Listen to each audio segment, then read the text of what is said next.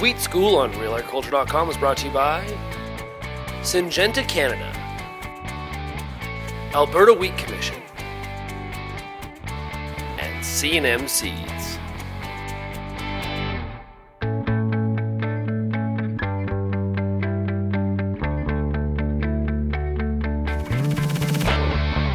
Kelvin Hepner with Real Agriculture, and we're pleased to be joined by Patty Miller, the new Chief Commissioner of the Canadian Grain Commission. And Patty, a couple weeks on the job, how is it going so far?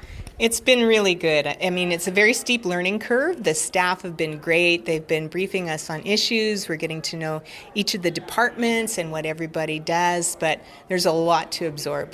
So one of those files or folders that I'm sure was on your desk from day one is this user fee surplus that has accumulated at the Grain Commission from user fees services that the CGC has performed on grain over the last few years.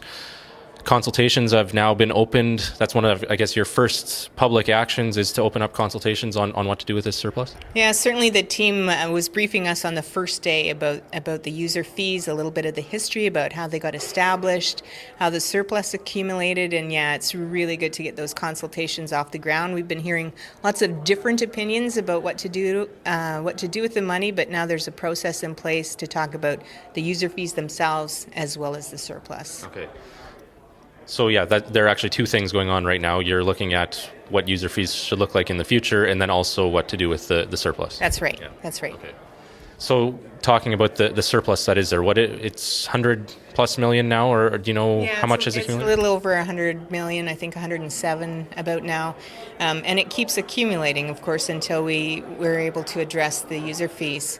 In the consultation document, there were some different things that were proposed. There are some limits in terms of what we can do with the money. It has to pertain to the CGC mandate itself, and so that's why some options were put in there for people to talk about, but of course we're open to hear other ideas as well. So those options included, if I remember right, investing in CGC infrastructure and technology, the services that the Grain Commission does, also perhaps injecting or kind of kickstarting a new producer payment security option. And those are some of the options, right? Those are some of the options. I mean, prior to this accumulation, the fees had been frozen for a long time, and so there's been a lack of investment in infrastructure in the CGC, and I think that's a comment I've heard from a lot of groups outside our organization as well. So, what can we do to bring more technology into the organization to make us more efficient, allow us to adapt more easily, and the option of having a better system for elevator bonding so that the producers are provided a little bit more security in cases of trouble. Mm-hmm. That's an issue that's been talked about for many years too. I'm sure you've been briefed on that now too. Yes, absolutely. Yeah. And Doug Chorney, your colleague as Assistant Chief Commissioner, would have dealt with that too in his farm group days. Yeah. When it comes to the consulting or the meeting or the discussions that are happening on user fees going forward, you've also proposed a reduction in user fees starting in 2018? That's right. There's almost all of the fees have a proposed reduction. There are a couple that don't, but the majority of them we're proposing a reduction, yes. Okay. One thing we've heard repeatedly from farmers is that this is farmers' money and they'd like to see it returned to farmers. Is that a possibility? Check in the mail to every farmer for the user fees that they've been charged over the years? I certainly have heard that idea very, very early on after I was announced, and unfortunately that's a pretty challenging thing to do. It's the grain companies who actually remit the user fees back to the Grain Commission. It did come off of farmers delivering the grain, but we don't have that information and that data, and that's why it makes it logistically challenging. Okay, so money back directly, that's maybe where the next best option would be, to put it into a new producer payment program or something like that, where it would be benefiting producers. Yeah, that is one of the options, and so we're really looking forward to hearing what people have to say about that. Could you make the case that upgrades to CGC facilities would also benefit farmers?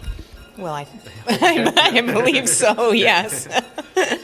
It's the kind of services that the CGC provides that benefits farmers, that make sure that they're their grain is really well represented in the export market. And so if we can put better technology in the CGC and make that more efficient, make it faster, make it more adaptable, then that's a good thing. Okay. But we're going to have to wait and hear back from people on whether or not they agree. So what is the timeline or the process from here? The consultations are, I think, the 60-day period, so I'd encourage people to send in letters, email us. We're willing to meet with groups as much as we can get in, so I'd like to hear those opinions. Okay. And from there? From there, we're going to have to look at the options and what people say, weigh what's possible, and then look at the regulatory process beyond that. All right.